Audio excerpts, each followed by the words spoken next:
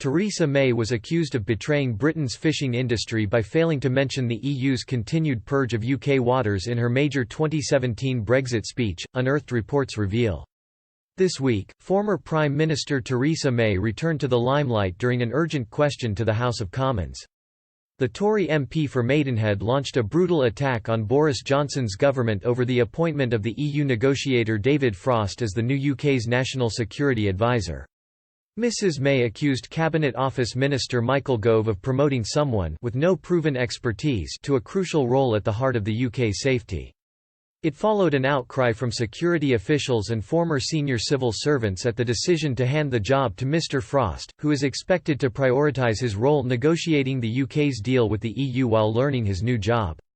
Mrs May's criticism of the government's appointment is fairly unusual, as since stepping down in July last year, the former Prime Minister has been out of the spotlight.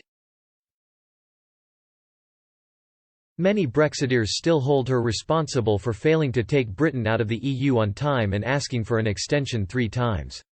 Her almost 3 years in office were entirely defined by Britain's decision to leave the EU, and her increasingly desperate efforts to deliver on the outcome of the referendum called by her predecessor David Cameron.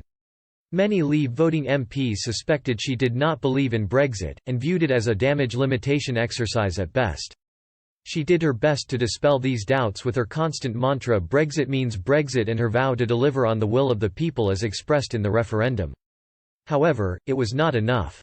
According to unearthed reports, Mrs May had already failed to win over Brexiteers in 2017, when she first set out her main objectives for the negotiations with the EU. At the time, former UKIP MEP Mike Hookham accused her of betrayal for failing to mention the EU's continued purge of UK waters in her main speech. Mr Hookham felt the absence of fishing-related remarks in Mrs May's words showed the former Prime Minister did not care about one of the most potentially lucrative industries in Britain.